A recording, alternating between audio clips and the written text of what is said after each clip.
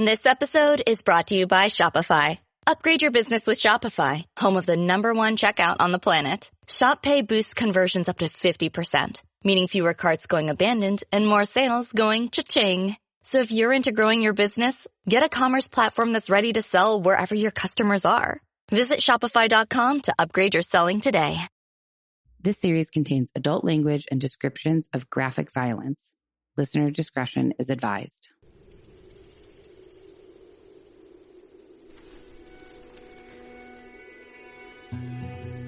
Okay, guys. Hi. Turn up my microphone. It is Wednesday night, and I promised you why is my camera so high? I promised you a bonus mini crime story, and I have it. I was like, I'm not going to have time. I just recorded with Brandon. Sorry, I'm trying to fix my computer. I just recorded with Brandon. I had, today's been busy, basically. And so I was like, I'm just not going to have time because I still have to edit a podcast for Joe's daughter. And so it's been busy, but nobody cares about that. So I have a mini crime story. I'll be honest. It's 5:30. Mark wanted to have a what he called a good old fashioned kebab off tonight. He bought these like new kebab sticks. They're like skewers, and is very excited to have a kebab off. So I'm not sure exactly what that means, but I'm going to participate, I guess. So he may walk in during this and the dogs will go crazy and so on and so forth. This is your warning. But this story today, and it is a mini one. I think it's going to be pretty short, but it is fascinating. I'm really intrigued by it. So I know with the bonus episodes, I usually do let me catch you up on life and everything that's going on with me. But I'm not going to do that. We're just going to get right into the story. And maybe save that, for another day. Shall we? Okay. Sorry if I seem frazzled. I feel like I've been running around today and whatnot. Okay. Whew. So today we are going to be talking about somebody named Blair Adams, a man. Guys, sorry, I have cat hair stuck to my lips and it's not pleasant. Sorry, I had to cough, so I paused. So we're going to be talking about, his full name is Robert Dennis Blair Adams, and he was born December 28th, 1964. He is from Surrey, British Columbia in Canada. And his most recent job at the time when our story takes place, which is 1996 is when our story takes place. So he's 31. And his most recent job was a construction foreman for his stepfather's company. In late 1995, he returned home to Canada from a construction project in Frankfurt, Germany, where he also apparently met a girlfriend or someone that he was dating. I don't know if they were necessarily girlfriend, boyfriend, but they were dating. So this woman who he was dating described him as a real gentleman. But another colleague of his from Germany described him as abrasive and confrontational and someone who occasionally got into fights. So they're two pretty different descriptions of him. But by most accounts, most accounts that I could find, most people that knew him, he was described as cheerful and hardworking. But in mid-1996, when our story takes place, his friends and family were noticing some changes. And they weren't good changes. He was having some pretty extreme mood swings and lots of insomnia. His behavior was just peculiar, and it kept getting more and more peculiar. So a few things that kind of contributed to everyone thinking that he was acting strangely was that he had battled alcoholism in his past, but he was 2 years sober at this point. And up until this point, he had been really good about attending AA meetings and making his sobriety a priority. But he had recently stopped attending AA meetings. He began leaving his construction site where he was working, and he was the foreman of it, unlocked, which is, that's not the standard security practice. And he'd been doing this a long time. It wasn't like he was new. And he was like, oh, I just forgot one time. No, he just kind of intentionally was leaving it open, which was very strange. And then he abruptly resigned from his job. He didn't get his last paycheck. And he said to a colleague that he didn't know if he could carry on here. He also confided in his German girlfriend, or woman he was dating, that he was very apprehensive about potential violence from former coworkers of his from Germany who had recently returned to Canada. So he thought that they were going to do something violent to him. He also mentioned to his mother that someone was spreading rumors about him, but he did not give her any additional details. And by early July 1996, he was pretty convinced that his life was in danger, and he actually told some of his friends that someone was going to kill him. And it just gets weirder. So on July 5th, 1996, Blair withdrew his entire life savings and emptied his safe deposit box and collected basically over $6,000 in cash, along with a lot of jewelry, gold, and platinum. That was his. He didn't go collect it from other people. It came out of his safe deposit box. And he told his mom that something is bothering him and he's going to take a spur-of-the-moment trip to Courtenay, British Columbia, to visit his uncle, but his uncle wasn't home.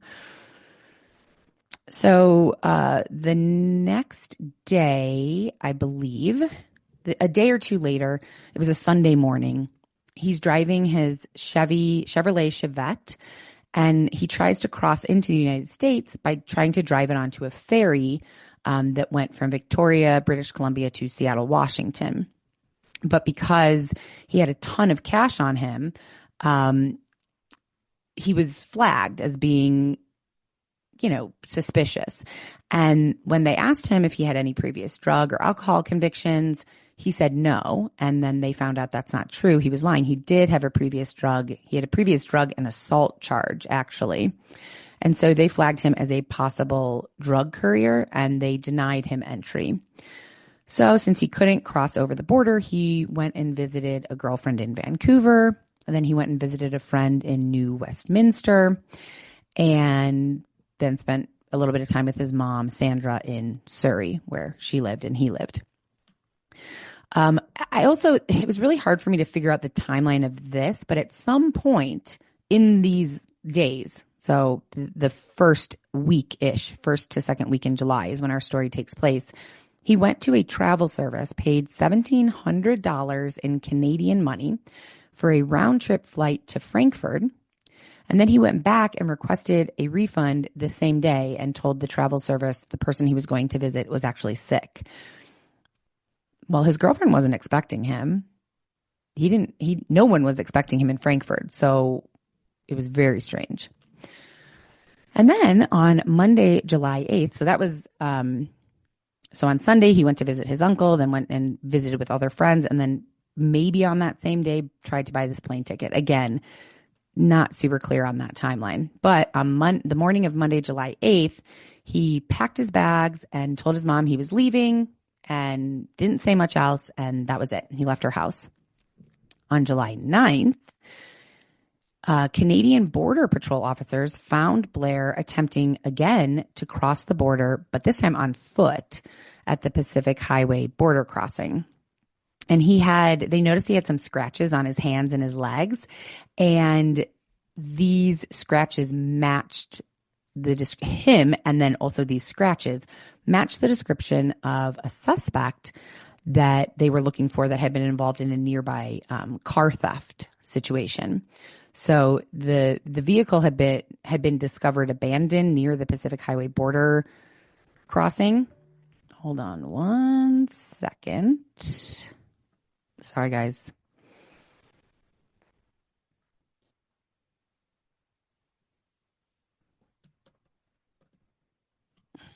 Jim just texted me. Hold on. Yes, it is above. I sent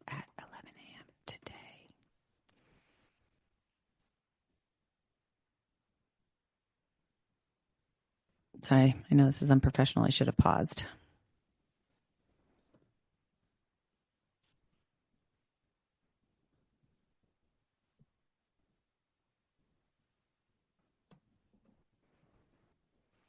Okay. Sorry about that. So he matched the description of somebody who was involved in a car theft that they were looking for. They had found the car, but they were still looking for the person who supposedly stole it. And Blair kind of looked like the guy and the guy was described as having scratches on his hands and legs. And so Blair did as well. So they thought, maybe this is the guy and he's trying to cross the border on foot. He just seemed suspicious and this seemed to make sense. But ultimately, they didn't have any real evidence to hold him. So he was released. On July 10th, 1996, he rented he got rid of or left his Chevrolet Chevette and he rented a Nissan Altima from the Vancouver International Airport. And he finally, on this third attempt, successfully entered the U.S. by car. Hey guys, I have to keep pausing because I don't want to cough into the microphone. I'm still just a little bit recovering from the whatever I had. So this is his third try getting into the U.S. from Canada, and he did it. He finally did it. He rented a Nissan Altima at the Vancouver International Airport, was able to finally cross over the border. He arrived in Seattle, and again, I did see some accounts that said once he was in Seattle, that's where he purchased the round trip ticket to Frankfurt. But everywhere that I found this little snippet of information said that he spent $1,700 in Canadian cash. So I'm not sure why it would be in Canadian cash if he's in Seattle. So it does make more sense that it probably happened, 2 days ago, 3 days ago. But either way, he got to Seattle. Some accounts said he tried to purchase a ticket to Frankfurt, but he did not board that flight. He didn't ask for a refund, nothing. He bought the ticket. And I guess both of these could have happened. There's a lot of things up in the air here. But he arrived in Seattle, possibly purchased a round trip ticket to Germany, and never got on that flight. And instead, he exchanged it for a one-way flight to Washington, D.C., which was more expensive than a round trip ticket. So none of this is really making sense to, me and to anyone involved in the situation either. But he did get on the flight, the one-way flight to DC. And once he arrived, he rented a Toyota Camry at Dulles Airport. And at 6:45 a.m., this is on July 10th, he began driving south. So later that morning, he's on Route 250 in Virginia. He apparently backed his car into another motorist's car, caused a little bit of minor damage. And once later on, when they find this driver and talk to him, the driver, all he really has to say is he seemed really nice. Blair seemed really nice, but he seemed like he was in a hurry, a big hurry. That was it. Not a ton of information. Later that evening on July 10th, Blair arrives in Knoxville. Well, he's kind of between Knoxville and Strawberry Plains. He's about 500 miles southwest of Washington, D.C. And he goes to a BP gas station. And he goes inside and he tells the attendant that he's having trouble with his car key and he either can't get his car to start or he can't get in the car at all. Like he's locked out and the key won't work. So the attendant at the gas station calls an interstate repair service driver named Gerald Sapp. Gerald Sapp arrives, is like, okay, what's the issue? Let me see if I can help you. And Gerald Sapp quickly realizes that the issue is that Blair is using a key from his previous rental car, the Nissan. He's not using the Toyota Camry's key. And so Gerald says, why don't you look in your pockets and see if you see where this key is? And he said, if you drove this thing up here, you got to have another key in your pockets. And Blair wouldn't look. Gerald said that Blair just wouldn't look. Gerald said, I thought he was nuts. He was bound and determined that he had the key he needed for that car. So Blair is insisting that this Toyota key is the correct key, or I'm sorry, this Nissan key is the correct key for the Toyota. And this repair guy is like, no, it's not. You got the car here. You have to have another key. And Blair's like, no, this is the key. He's like insistent. He thought Blair's behavior was really odd. But nonetheless, he said, okay, and ended up towing the car to a repair shop until the next day when the rental company could be contacted. They were closed at this point, and get a new key made. Then Blair was taken by, I'm assuming, a taxi driver, maybe Gerald. That wasn't clear, but he was taken by somebody to a nearby brand new Fairfield Inn hotel on Cracker Barrel Lane in Knoxville. The driver said that Blair was acting weird and that his mind didn't seem to be functioning correctly, but he didn't appear to be on drugs. So when Blair gets to the Fairfield Inn, CCTV captures him. He enters and exits the lobby 5 or 6 times within about a 40-minute period. He's just going in, out, like outside loiters a little bit, inside loiters a little bit, in, out, in, out. And then finally he goes up to the counter and he purchases a room with $100 bill, so $100 cash. And the clerk is taking his money and is about to give him change and notices that Blair's leaving. He didn't wait for his change. He didn't go up to his room, nothing. He gave her $100, turned, left the lobby. That was it. On the morning of July 11th, the next morning, around 7:30 a.m., construction workers discovered Blair's body in a parking lot of another hotel near the Fairfield Inn that was under construction. So it was either being remodeled or built. He was naked from the waist down.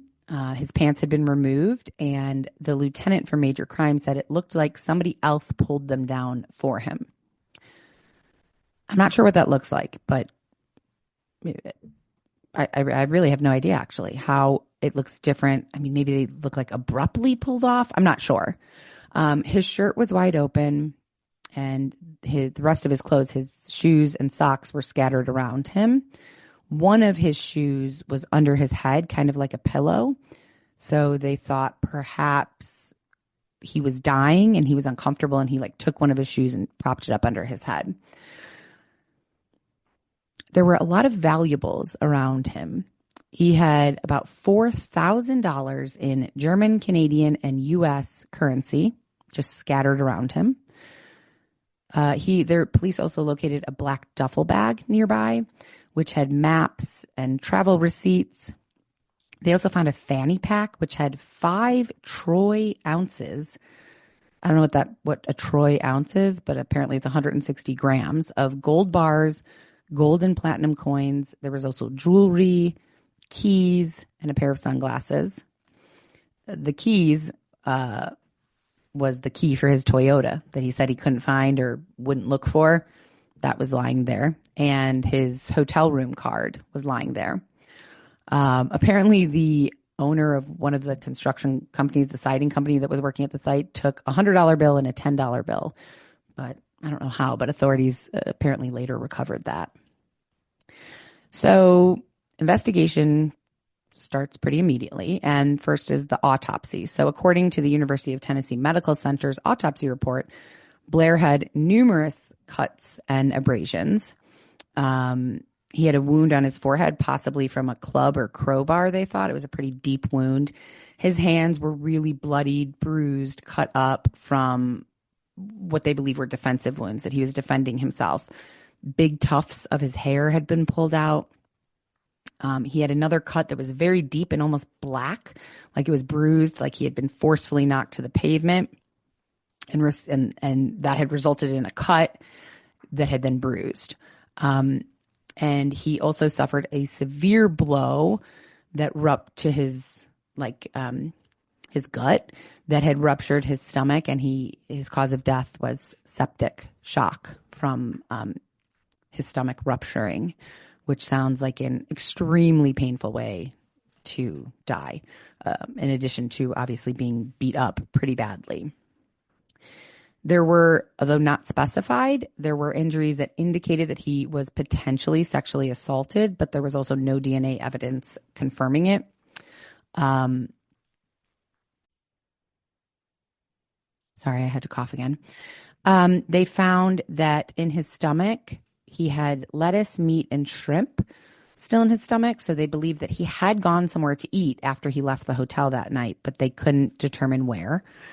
He had no drugs or alcohol in his system. And upon further investigating into Blair, they found that he had never been diagnosed with a mental illness. There were no witnesses except for one kind of witness. There was a security guard at a nearby building who said that he heard a scream around 3:30 a.m. on that morning of July 11th, but he said it was a woman's scream. And the only physical DNA evidence found at the scene was there was one strand of long hair that was gripped in Blair's hand. And they do believe that this belonged to the attacker, but they had nothing to compare it to. There was no match in any system. And the systems were in 1996 far less advanced than they are now, obviously. Authorities did test pieces of rebar from the construction site, but they were actually never able to find a murder weapon. So as part of their investigation, they called Gerald Sapp, that interstate repair service driver, and told him that Blair had died. Said, you helped this guy, apparently. I'm not sure how they found him. There must have been some type of receipt or something. And then they brought him in for questioning and took hair samples from him. And this was so upsetting to Gerald Sapp that he ended up leaving his job. He said, police didn't necessarily accuse me, but I felt like I was under suspicion for killing somebody. And that wasn't anywhere I needed to be. All right, guys, my cough gets bad at night. They also spoke to the hotel clerk. And she said he was just very nervous, agitated, expecting someone to come in on him, even though there wasn't anybody there. I don't know who he was looking for, but he was waiting for somebody to walk in for him. Oh, I feel like I'm going to cough again.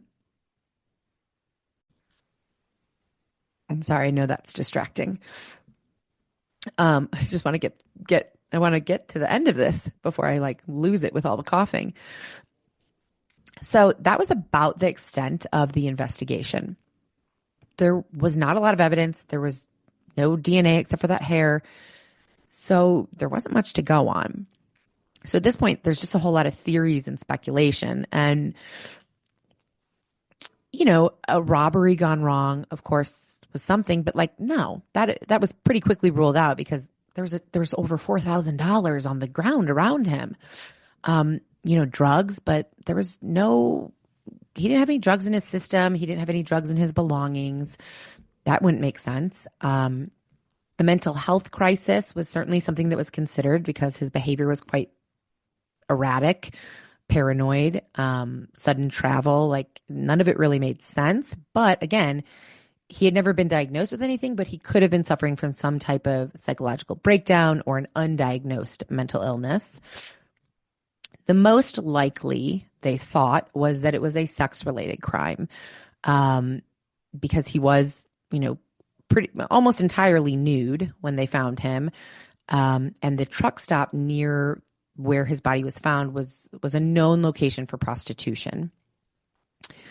So one of the sheriffs said Blair could have started the act and never did it and got rolled, or maybe if it was a female prostitute, maybe she had a pimp that was close by and they were going to roll this guy and they got scared and didn't.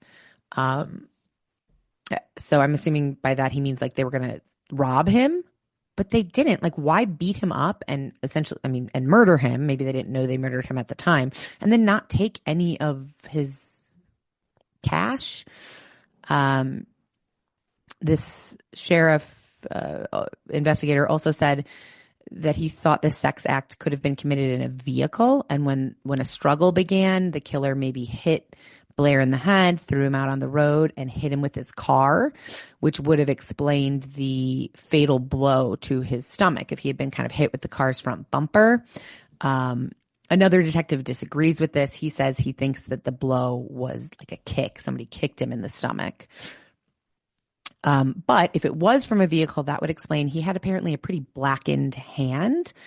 And this investigator said he caught the pavement. If you've ever wrecked a motorcycle, how the rocks or pavement will eat you up, one of his hands looked like that.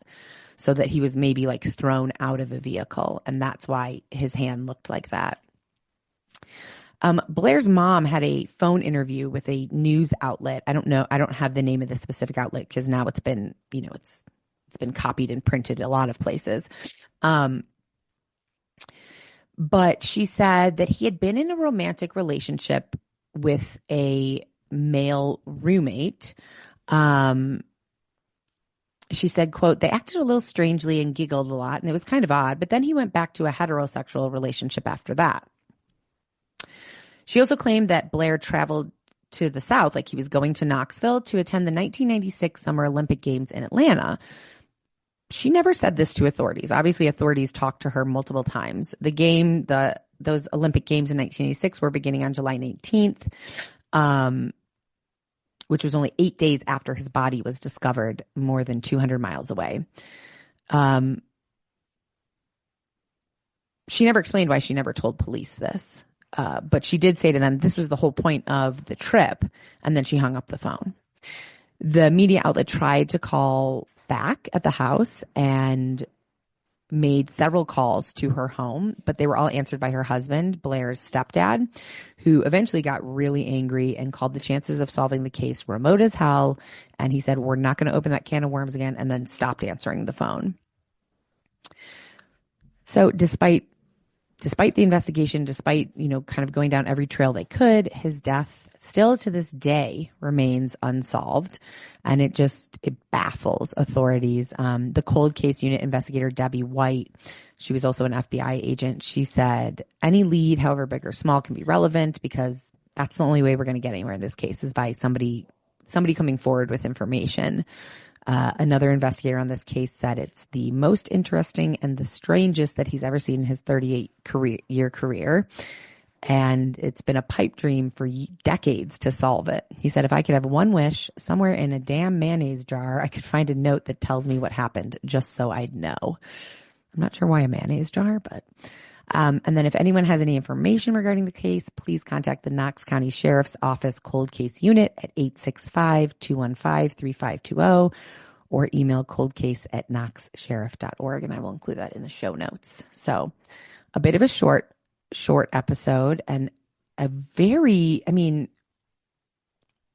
there's not much more though. There's just nothing else out there. It's just absolutely... Ooh, that was Henry. He's ready for dinner. So a pretty crazy story. And as you can hear, Mark, I believe, just arrived for a big kebab off. So I will leave it at that. And I hope you enjoyed this story. It would be, this is a peculiar one. So I feel like after so long, probably this isn't going to be solved because people involved could be long gone at this point, but you never know. So that is our mini crime story for today. Thank you for listening. All the things. It really helps if you leave a review on Apple, good, bad, and different. Just leaving a review helps. Comments on Spotify that you can leave now. Follow us on YouTube or try our Patreon out. And that's it. Thank you guys. I love you so much. And I will be back next week. Okay. Bye. Death by Southwest is hosted by Jenna Schneider and Margot Carmichael. Executive produced by Margot Carmichael. Produced by Jenna Schneider. Audio editing and sound design by Margot Carmichael. Music by Soundstripe. And a special thanks to Edward R. Murrow for letting us borrow his famous sign-off phrase. Good night and good luck.